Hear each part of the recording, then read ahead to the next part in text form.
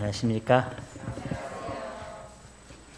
제가 오늘은 마스크를 좀 쓴 이유가 저희 딸아이가 목감기가 걸렸는데 오늘 아침에 또 콧물을 흘리더라고요.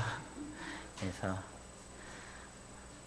제가 마스크를 쓰는 것이 도리인 것 같아서 제가 오늘 마스크를 좀 썼습니다. 제 마스크를 쓰고도 코로나 때 2년 동안 설교하는데 아무런 발음에 지장이 없었기 때문에 걱정 안 하셔도 될 것 같습니다. 오늘은 의로운 자가 되는 비결이라는 제목으로 이렇게 말씀을 함께 나누도록 하겠습니다. 우리가 지금까지 살펴보고 있는 산상보원에 있는 말씀입니다. 다 같이 마태복음 5장 3절부터 10절까지에 있는 말씀을 살펴볼 텐데요. 오늘은 남자분들이 홀수절을 읽고 짝수절을 우리 여자분들께서 읽어주시겠습니다. 마태복음 5장 3절부터 10절까지에 있는 말씀입니다. 우리 같이 이 말씀을 읽도록 하겠습니다. 자, 3절 우리 남자부터 읽겠습니다. 시작. 심령이 가난한 자는 복이 있나니 천국이 그들의 것임이요.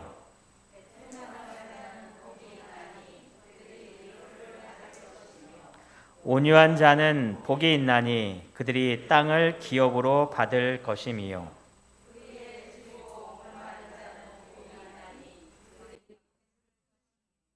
긍휼히 여기는 자는 복이 있나니 그들이 긍휼히 여김을 받을 것임이요.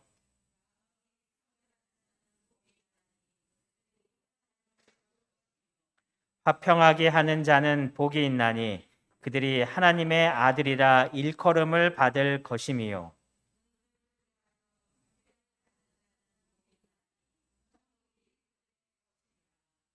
아멘. 오늘은 네 번째로 의에 줄이고 목마른 자는 복이 있다라는 그 말씀입니다. 이 줄이다라는 뜻, 목마르다라는 이 단어에 대해서 사람들이 어떻게 해석하고 있냐면 굶주렸다라는 이 표현이 그냥 배고프다라는 이 표현을 하는 것이 아니라 한 2, 3일 동안 밥을 먹지 못한 상태에 있는 정말 굶주려 있는 상태를 말하는 것이 바로 이 줄이다라는 단어라고 이야기합니다. 그래서 그냥 내가 좀 배고프구나 이런 상태가 아니라 3일 굶으면 어디도 넘는다고 이야기해요. 그다음에 담벼락도 넘는다는 것처럼 정말 너무나 배고픈 그런 상태를 이야기하는 것이 이 줄이다라는 단어의 표현이라고 합니다. 또 이 목마르다라는 이 표현도 그냥 내가 물을 좀 안 마시다 보니까 좀 목이 마르네 이 표현이 아니라 사막에서 정말 물을 찾지 못하고 물을 마시지 못해서 목숨의 위기를 느끼는 듯한 그 갈증을 느끼는 그것이 바로 여기서 말하는 목마르다라는 그런 뜻이라고 합니다. 즉 이 사람이 얼마나 갈급한 마음인지를 묘사하는 것이 성경에 나와 있는 줄이고 목마르다라는 그러한 뜻이라고 이야기합니다. 예수님께서는 우리들에게 말씀하시기를 의에 줄이고 목마른 사람들이 행복한 사람이다라고 우리에게 이야기를 하십니다. 근데 여러분은 무엇에 목마르고 있습니까? 나의 삶이 무엇을 정말 갈급하는 마음으로 지난 일주일을 사셨습니까? 내가 무언가 가장 목마른지를 살펴보려면 지난 일주일 동안 내가 가장 많은 시간을 투자한 부분이 과연 어떠한 부분인지, 또 나의 기도 가운데에 가장 많이 구한 것이 어떠한 내용의 기도였는지를 살펴보면 내가 무엇을 갈급한 마음으로 일주일을 살았는지를 아마 좀 찾아볼 수 있을 것 같아요. 우리의 삶 속에 필요한 것들은 분명히 많습니다. 돈도 필요하고, 또 학생들은 공부하는 것도 필요하고, 또 건강도 필요하고, 많은 것들이 필요하지만 주님께서 우리에게 요구하시는 것은 이 땅에 많은 것들이 필요하지만 내가 너희들이 원하는 것은 바로 의를 구하는, 의에 줄이고 목마른 그러한 갈급한 심령이 되는 것이 하나님의 뜻이다라고 이야기하십니다. 왜냐하면 인간은 영적인 존재이기 때문이라고 말을 합니다.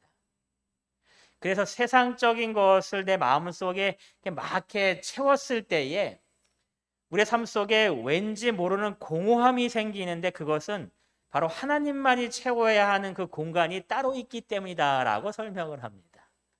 그래서 이 세상에 아무리 좋은 것을 다 취한다 할지라도 이 영적인 부분이 채워지지 않으면 우리의 마음속에 무언가 공허하고 무언가 항상 부족한 것 같고 내가 배고픈가 하고 밥을 먹게 되고 무엇이 자꾸 허전하니까 인터넷 들어가면서 저거 예쁜 것 같고 저거 참 필요한 것 같고 뭔가 공허하기 때문에 생기는 그러한 모습 중에 하나다라고 이야기합니다. 파스칼이라는 사람이 이런 말을 했다라고 해요. 인간은 하나님을 향한 신앙을 간구하는 존재다 이렇게 표현했다고요. 인간이라는 존재를 설명하기를 하나님을 향한 신앙을 간구하고 있는 존재, 즉 하나님만이 우리의 마음속에 채워질 수 있는 그러한 부분이 있어서 이것이 채워지지 않기 때문에 사람이 항상 공허함으로 빠질 수밖에 없다라고 말을 하는 겁니다. 인터넷을 보다 보니까 이 포젤이라는 시카고 대학의 경제학 교수라고 합니다. 이 사람이 책을 썼는데 뭐 그 책의 내용은 어렵고 그래서 잘 모르겠지만 이분이 뭐 앞으로의 어떤 세계가 될 것인가를 쭉 설명하면서 기술과 인간의 그런 어떠한 그 성장하는 모습이 합쳐지면서 사람이 수명이 늘 것이고 뭐 하는 쭉 그런 얘기를 아마 좀 쓴 것 같아요.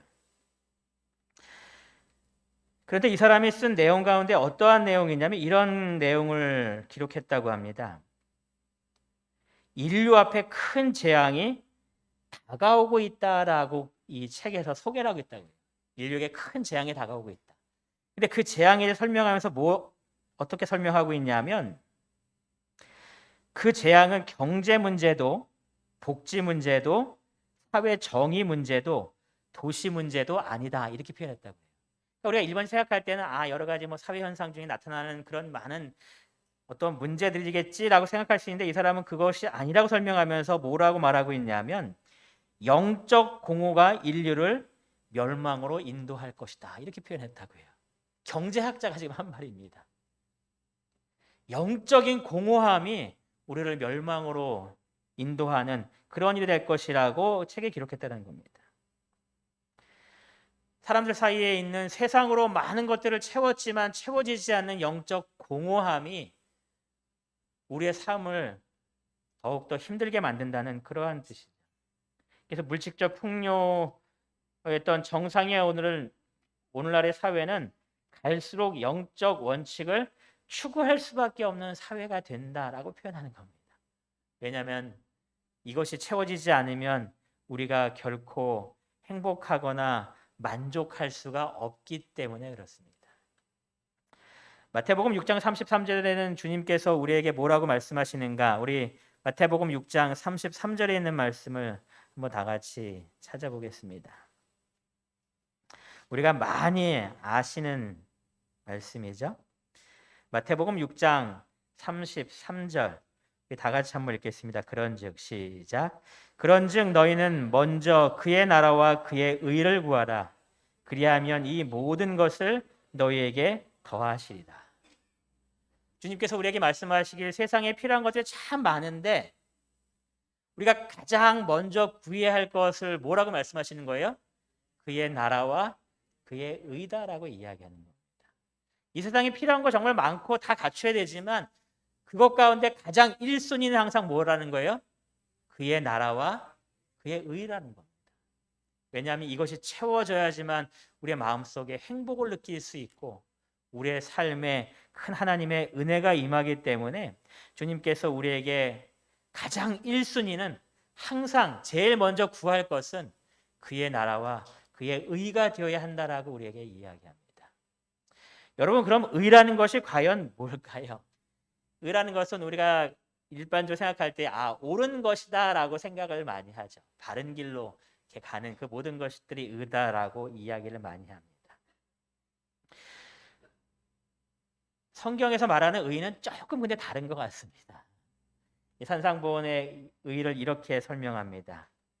의는 거룩하고 누가 같이 되는 것이라고요? 하나님과 같이 되는 것이다. 물론 능력에 있어서 하나님처럼 된다라는 그 이야기를 하는 것은 아닙니다. 우리의 자리가 사도행 생각한 것처럼 나도 하나님처럼 된다 이 개념이 아니라 하나님의 모습을 우리가 닮아간다라는 그런 뜻입니다. 하나님의 품성처럼 우리가 같은 품성을 소유하게 되는 그것을 이야기하는 겁니다.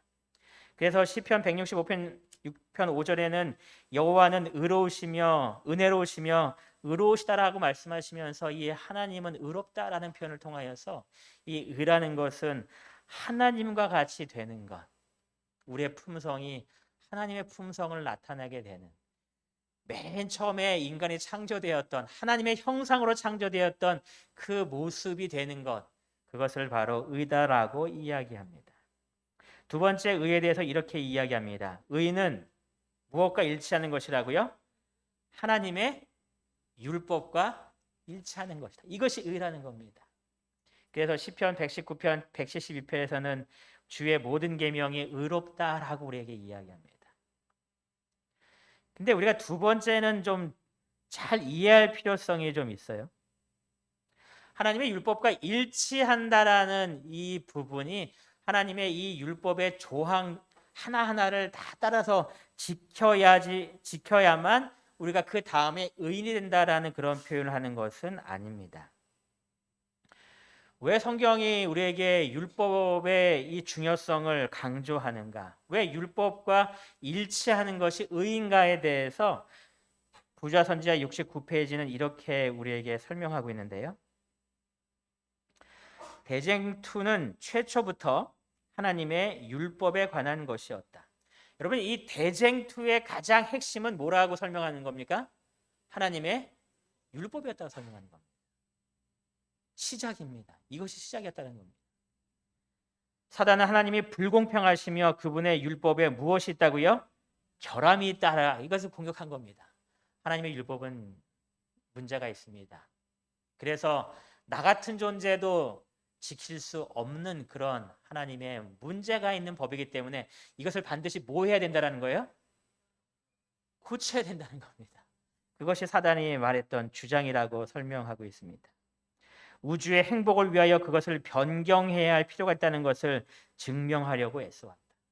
그래서 대쟁투의 이 핵심은 하나님의 율법에 관한 것이라고 설명하고 있는데 왜 이렇게 율법을 끊임없이 사단이 공격하고 있는가에 대해서 부좌 선지자는 이렇게 설명합니다. 하나님의 율법은 당신의 뭐라고요? 품성의 사본이다. 그 율법에는 하나님의 뭐가 나타나 있다라는 거예요? 하나님의 품성이 나타나 있다라는 거예요.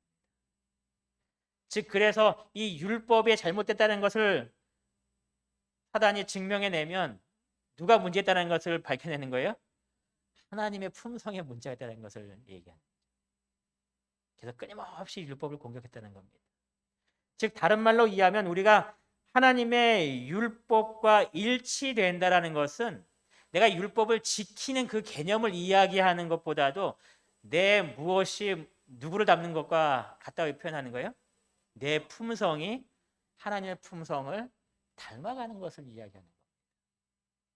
즉 우리가 하나님과 같이 된다는 그 표현과 율법과 일치한다는 그 표현이 결코 다른 말이 아니라는 겁니다. 같은 표현을 하고 있는 겁니다. 그래서 우리가 하나님의 품성이 변화되면 우리의 삶 속에 나타나는 것이 하나님의 율법에 순종하고 있는 모습이 되는 겁니다. 그러니까 저희는 율법주의자가 아닌 겁니다. 안식일교회를 자꾸 사람들이 율법주의자라고 이야기해요. 저희는 아닌 겁니다. 우리가 율법과 일치하는 그 모습은 하나님의 품성을 닮아서 사는 사람들의 삶의 모습이 율법을 지키는 삶으로 나타나기 때문에 그 율법을 통해서 내가 하나님의 뜻대로 온전히 살고 있는지를 확인하고 있는 사람들이다라고 이해하실 필요성이 있는 겁니다. 그래서 우리가 이 의롭게 된다라는 것은 하나님과 같이 되는 것이요 율법과 일치하는 삶을 살게 되는 것입니다. 그래서 주님께서 우리에게 이 의에 대해서 강조하고 계시는데 이 팔복의 내용을 쭉 보면 이렇게 첫 번째 복이 찾겠습니다. 심령이 가난한 자는 복이 있다. 두 번째는 애통하는 자는 복이 있다. 세 번째는 온유한 자는 복이 있다. 그럼 이 네 번째 나오는 복을 설명할 때는 어떻게 표현하는 게 좋냐면 의로운 자는 복이 있나니 이렇게 말씀하시는 것이 이렇게 말할 때에 이렇게 일치하는 모습 같아요. 왜냐하면 온유한 자는 복이 있었으니까 의로운 자가 복이 있어야 되잖아요. 성경은 의로운 자는 복이 있다라고 표현하지 않았습니다. 뭐라고 표현했어요? 의에 줄이고 목마른 자가 복이 있다라고 이야기했습니다. 여러분 왜 그랬을까요? 의로운 자가 복이 있다라고 말씀하실 수도 있었잖아요. 근데 의로운 자가 복이 있다고 말씀하지 아니하시고 의에 줄이고 목마른 자가 복이 있다라고 이야기하십니다. 도대체 주님께서는 왜 이 네 번째 복에 대해서 말씀하실 때는 의에 줄이고 목마른 자라고 표현하셨는가? 로마서 3장 20절에 있는 말씀을 우리 한번 다 같이 또 읽어보시겠습니다. 로마서 3장 20절에 있는 말씀입니다. 먼저 찾으신 분께서 읽어주시면 감사하겠습니다.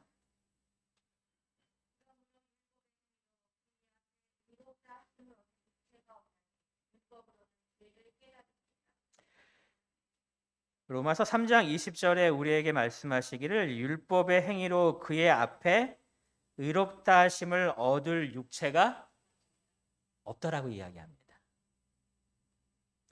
우리가 이 땅에 살면서 아무리 노력을 많이 한다 할지라도 우리의 노력을 통해서 의롭게 되는 것이 가능하다고 말씀하십니까? 불가능하다고 말씀하십니까? 불가능하다고 말씀하십니다. 우리가 어떤 노력을 한다 할지라도 우리의 모습을 의롭게 조금이라도 만들 수가 없다라고 말합니다. 그러니까 여러분 내가 어떠한 선한 행위를 하면서 내가 의로워졌다라고 느끼는 것은 교만함입니다. 내 행위의 모습으로 나를 결코 의롭게 만들 수가 없는 겁니다. 그래서 내가 선해졌다 할수록 어깨에 힘이 들어가고 있다면 내 마음속에 지금 사단이 들어와 있구나라고 여러분들이 반드시 깨달으셔야 되는 겁니다. 성경은 율법의 행위로 어떠한 자도 결코 의로워질 수가 없다라고 분명히 우리에게 이야기합니다. 주님께서 왜 의로운 자가 복이 있다라고 말씀하지 않으셨는지에 대해서 우리가 깨달을 수 있는 내용입니다. 의로운 자는 복이 있다라고 말씀하셨다면 그 의를 누가 만들어내야 되는 거예요? 내가 만들어내는 겁니다. 내가 열심히 무언가를 해갖고 의로운 자가 돼서 나는 이제 복 있는 사람이 되었구나, 나 이제 행복한 사람이 되었구나라고 내가 무언가를 만들어내는 노력을 분명히 해야 된다는 이야기입니다. 이제 성경은 그렇게 나의 어떠한 행위들을 통하여서 의롭게 되는 것이 불가능하기 때문에 예수님께서 의로운 자는 복이 있다라고 말씀하신 것이 아닙니다. 우리가 어떻게 의로운 자가 될 수 있는지를 주님께서 설명하시기 위해서 의에 뭐한 자가 복이 있다고요? 줄이고 목마른 자가 복이 있다라고 말씀하십니다. 우리가 의로운 자가 되어야 되는데 그것이 나의 노력으로 되는 것이 결코 아니기 때문에 그렇습니다. 빌립보서 3장 9절에 있는 말씀을 하나 더 찾아보시겠습니다. 빌립보서 3장 9절입니다.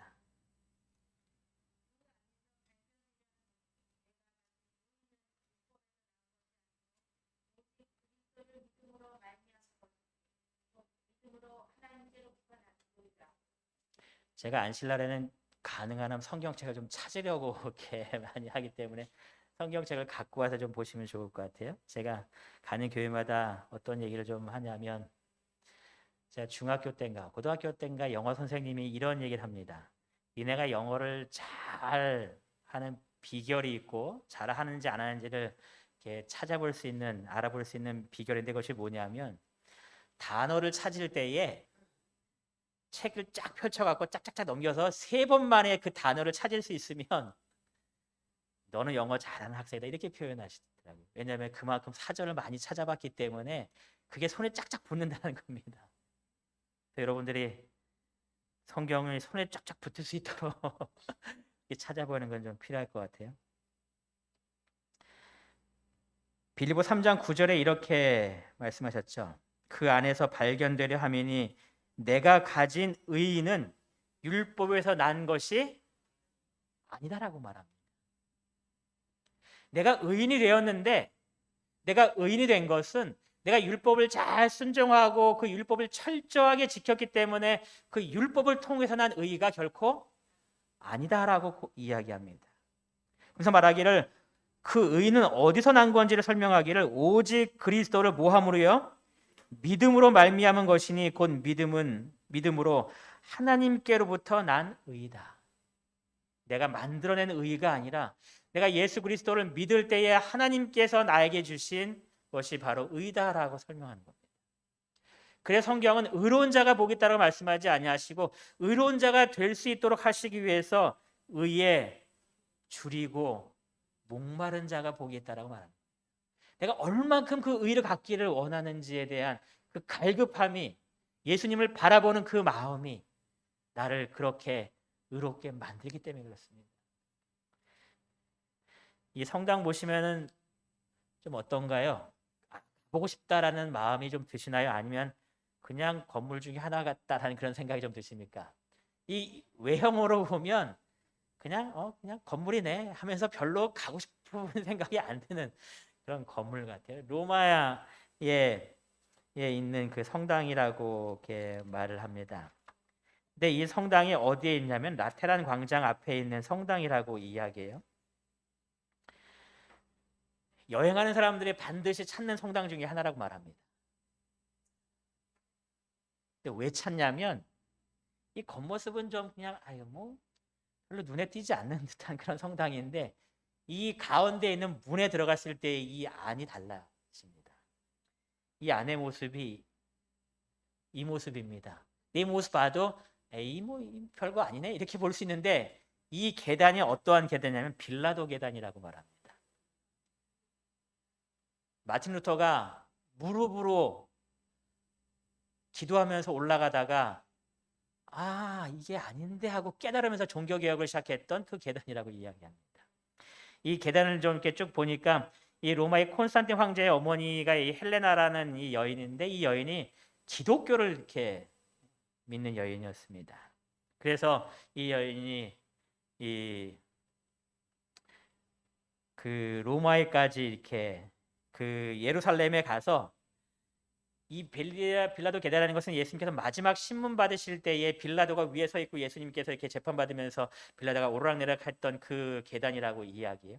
그래서 예수님의 특별한 어떠한 의미가 있는 그런 장소라고 생각해서 이 헬레나가 이 예루살렘에 가서 이 빌라도 계단을 다 이렇게 뜯어갖고 가지고 와서 여기다 이 계단을 똑같이 만들었대요.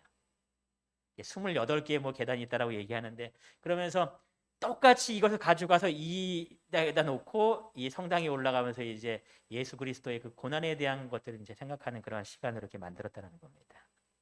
그러니까 이게 이미테이션이 아니라 실제 계단인 겁니다. 진짜 그 있는 계단. 그래서 많은 사람들이 이곳에 와서 무릎으로 기어 올라가면서 기도하는 겁니다. 그러면 의를 얻게 된다라고 이렇게 가르쳤다는 겁니다. 그러니까 마틴 루터도 여기에 와서 무릎으로 올라가면서 이제 기도한 겁니다. 자신의 죄를 고백하는 그러한 기도를 한 겁니다. 근데 그의 마음속에 어떤 말씀이 떠올라요? 의인은 믿음으로 말미암아 살리라. 그래서 그 말씀이 머리에 스치는 순간 내가 이렇게 고행을 통해서 믿음을 얻는 것이 아니구나 하는 것에 대한 확신 가운데 그가 종교개혁을 일으켰다라고 이야기하죠.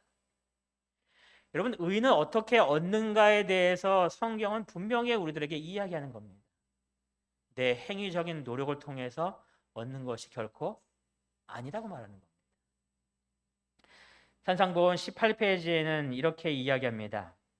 의는 고통스러운 투쟁이나 지치게 만드는 수고, 그리고 선물이나 희생으로 얻어지는 것이 아니라 그것을 얻고자 줄이고 목말라 하는 모든 영혼에게 어떻게 준다고요? 거저주는 것이다. 이것이 의라는 겁니다.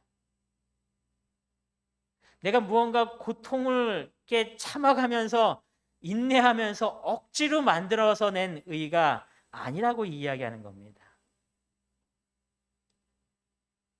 나의 아주 끈질긴 노력을 통해서 그 인고의 끝에 얻어낸 것이 아니라 무엇할 때 주님께서 우리에게 주신다고요? 의에 줄이고 목말라 할 때에 주님께서 그 줄이고 목말라 하는 그 영혼에게 그래 네가 원하는 것을 줄게 하고 주시는 것이 의다라고 이렇게 이야기하는 겁니다. 의는 거룩하고 하나님과 같이 되는 것이라고 이야기했습니다. 의는 하나님의 율법에 일치하는 것이라고 이야기했습니다. 이렇게 되기를 원하는 겁니다. 근데 이 의의 정의에 대해서 제가 한 가지를 더 추가했어요. 이것은 여러분들이 믿으셔도 되고 안 믿으셔도 되고 이건 자유입니다. 왜냐하면 성경에서 명확한 그런 것들을 찾아낼 수도 있긴 하지만 좀 억지 같은 것 같아서 이것은 자유입니다.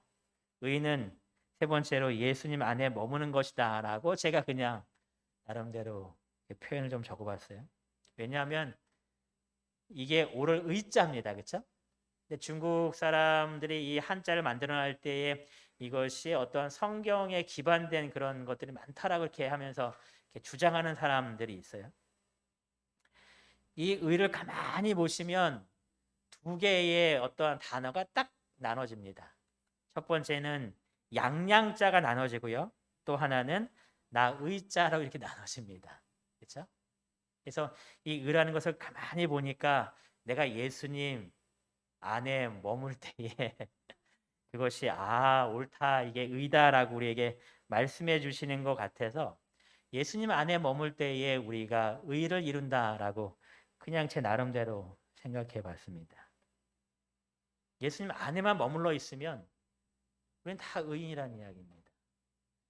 그래서 누가 이런 이야기를 했어요. 파리가 미국까지 날아가는 방법을 알고 있냐 이렇게 물어봤습니다.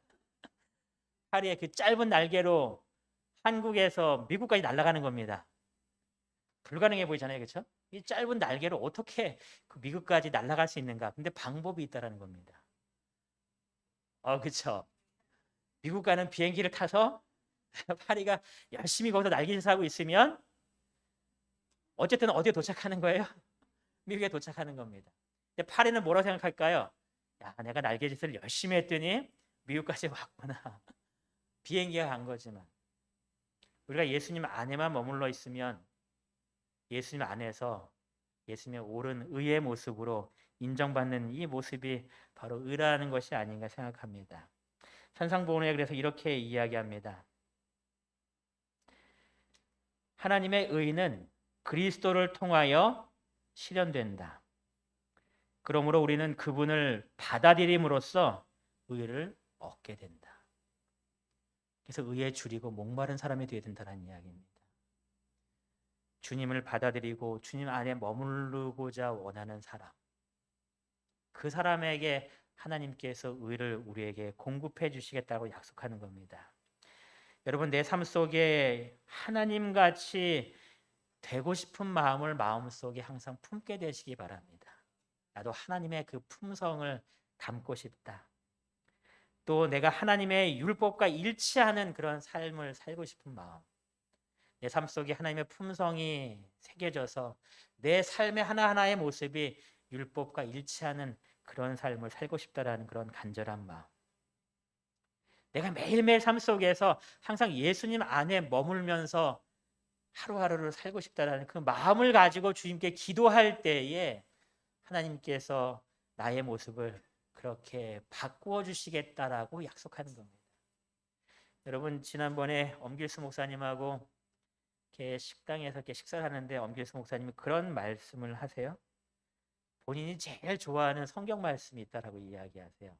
그래서 뭐라고 말씀하시냐면 예수님께서 그 5천 명을 먹이실 때의 그 사건을 이야기하시면서 성경절에 뭐가 나와 있냐면 거기 모인 사람들이 다 먹고 배불렀다, 그 표현이 너무 좋다라는 거 말씀하세요. 또 배불를 뿐만 아니라 뭐 했어요? 남았어요. 그렇죠? 그러니까는 이 배불렀다는 표현이 그냥 조금 채워서 이제 배불러 이 표현이 아니라 꽉꽉 채워갖고 더 채울 수 없을 만큼 다 먹었다는 그런 표현으로 이해할 수 있을 것 같아요. 남았다고 표현하는 걸 보니까. 근데 그 배불렀다라는 표현이 의에 줄이고 목마른 자가 배부를 것이며라는 배부르겠다는 단어와 똑같은 단어를 사용하고 있다고 합니다. 즉 그 말은 하나님께서 우리가 의에 줄이고 갈급하는 심령으로 주님께 나왔을 때에 그냥 조금 채워주시는 것이 아니라 갈급한 그 양을 충만하게 넘치도록 채워주시겠다고 약속하는 겁니다. 여러분의 삶 속에 하나님의 의가 가득하기를 원한다면 내 마음 속에 그 예수님과 같이 되기를 갈망하는 마음으로 주님을 바라보게 되시길 바랍니다. 그러면 주님께서 배부르도록 가득 채워주시는 겁니다. 나는 어떻게 그렇게 될 수 있을까에 대해서 몇 가지의 말씀을 좀 찾아보면요. 우리가 사상과 말과 행동에 있어서 그리스도와 같이 되고자 할 때에 우리는 의에 줄이고 목마르게 됩니다라고 설명합니다. 여기 분명히 말씀하시기를 우리의 사상과 말과 행동에 있어서 그리스도와 같이 되고 싶다. 즉 이 말씀의 표현은 내가 예수님의 생애를 쭉 묵상하고 말씀을 바라보면서 나도 예수님처럼 되고 싶다라고 말하는 막연한 그러한 기대도 분명 있어야 하겠지만 보다 구체적인 갈망을 이야기하는 겁니다. 나도 예수님처럼 모든 사람을 용서해 줄 수 있는 그런 너그럽고 여유 있는 마음을 가지면 참 좋겠다라고 기도하는 겁니다.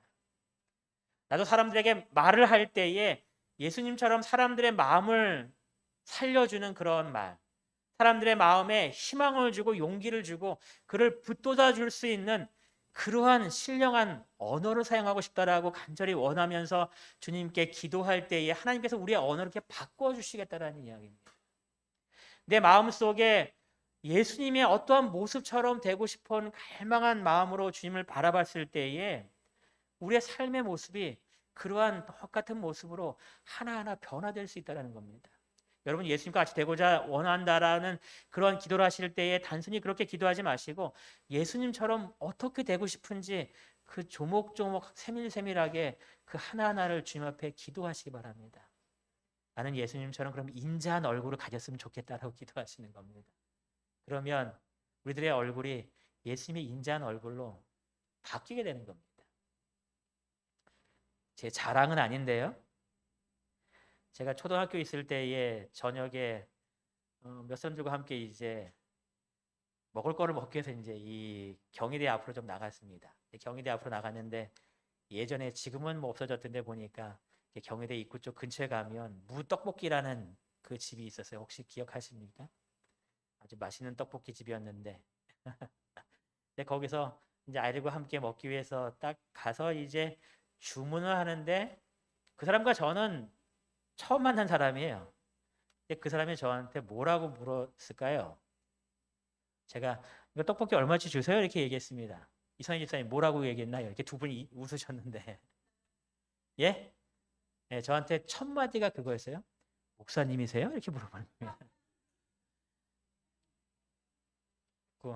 그래도 내가 조금 신령한 삶을 살았나 보다. 처음 만난 사람이 저한테 목사님, 왜냐면 제가 양복을 입은 것도 아니고 편안한 옷차림에 가서 떡볶이 얼마 주세요 이렇게 얘기했는데 한 걸 보니까 그래도 좀 얼굴에 책임질만 했구나.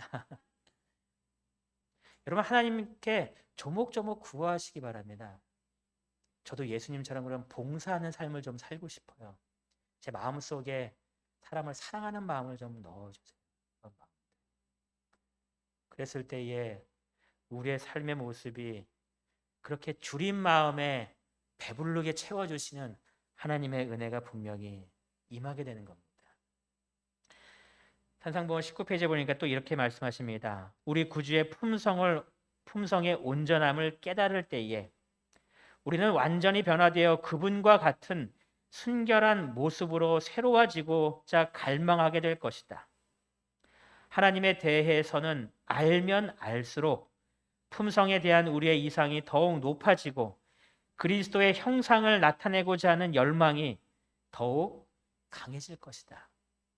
우리의 갈급함이 점점점 강해지는데 언제 강해진지를 기록하기를 우리 구주의 품성을 온전히 깨달을 때 하나님에 대해서 알면 알수록 그런 일이 벌어진다는 겁니다. 여러분 그럼 우리가 어떻게 하나님의 품성의 온전함을 깨닫고 하나님에 대해서 알면 알게 될까요? 이게 언제 이루어질까요? 내가 말씀을 볼 때입니다. 여러분이 말씀을 쭉 보고 말씀을 들으면서 내 마음속에 하나님의 품성이 이러한 품성이라는 것을 하나하나 깨닫게 될 때에 우리의 마음속에 주님과 같이 되고자 하는 강한 열망이 일어난다는 이야기입니다. 그냥 가만히 자다가 눈을 떴는데 내 마음속에 그러한 열망이 일어나는 것이 아니라고 말하는 겁니다. 내 마음속에 하나님의 말씀을 듣고 하나님의 말씀을 볼 때에 예수님에 대해서 하나님에 대해서 알면 알게 될수록 그의 마음속에 나도 예수님 같이 되고 싶다는 그 마음의 갈망이 더욱더 강하게 일어난다는 겁니다. 여러분 말씀을 가까이 하시기 바랍니다. 그 말씀 속에 담겨져 있는 그 하나님의 모습을 깨닫게 되시기 바랍니다. 그러면 우리 마음속에 주와 같이 되고자 하는 그 갈급한 마음이 우리의 마음속에 더 줄이고 강한 마음으로 우리의 마음속에 떠오르게 됩니다. 여러분 설교 말씀을 들을 때에 그냥 편안하게 들으시면서 한 귀로 듣고 한 귀로 흘리시는 것이 아니라 여러분의 말씀을 듣고 말씀을 읽는 그 순간순간마다 우리의 마음속에 내가 하나님의 말씀을 듣고자 원하는 그런 열려있는 마음으로 하나님 제게 말씀하시라고, 제가 하나님의 음성을 듣고 하나님에 대해서 알기 원한다고 그런 마음으로 말씀을 들으시고 말씀을 읽으실 때에 우리의 마음속에 하나님의 깨달음이 시작되는 겁니다. 근데 여러분 그런 깨달음조차도 이렇게 표현합니다.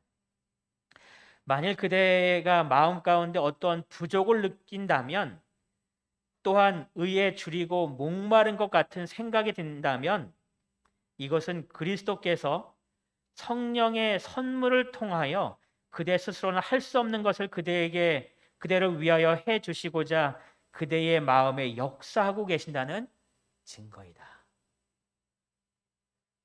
하나님께서 내 안에 임하셨다는 증거라는 겁니다.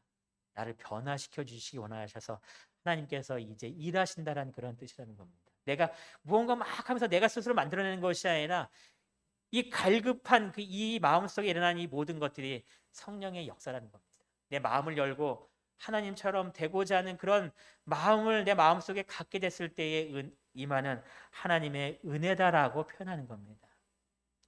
주님께서 우리에게 말씀하신 대로 의에 줄이고 목마름의 삶을 날마다 주님 앞으로 나아가게 되시기 바랍니다. 예수님과 같은 그런 품성을 소유하고 예수님과 같은 그런 삶을 살기를 간절히 원하는 매일매일의 삶의 모습들을 통하여서 성령 하나님께서 내 마음속에 임하셔서 더욱더 갈급한 모습으로 주님을 바라보는 가운데 이문동교회 모든 성도님들의 모습이 예수님과 같은 그러한 모습으로 변화되어서 우리 주변에 있는 많은 사람들에게 하나님께 영광 돌리는 모든 성도 되시기 바라면서 오늘 말씀을 마치겠습니다.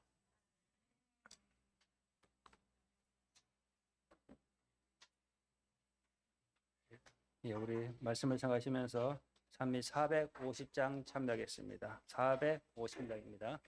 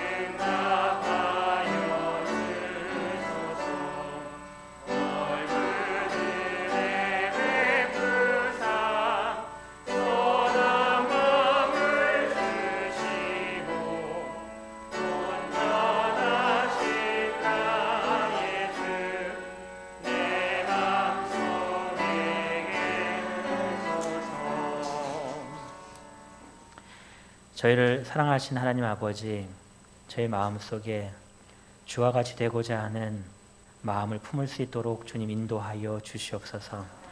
주님과 같은 그런 품성을 소유하고자 날마다 기도하고 주님을 바라보는 저희가 되도록 인도하여 주시어서 저희들의 모습이 주님의 모습을 나타내는 변화된 그리스도인의 모습으로 살 수 있도록 축복하여 주시옵소서. 이번 한 주간 동안 의에 줄이고 굶주린 모습으로 주님을 바라볼 때에 저희들의 삶을 주님과 같이 변화시켜 주시기를 바라오며 저희를 사랑하시는 예수님의 이름으로 기도드리옵나이다. 아멘.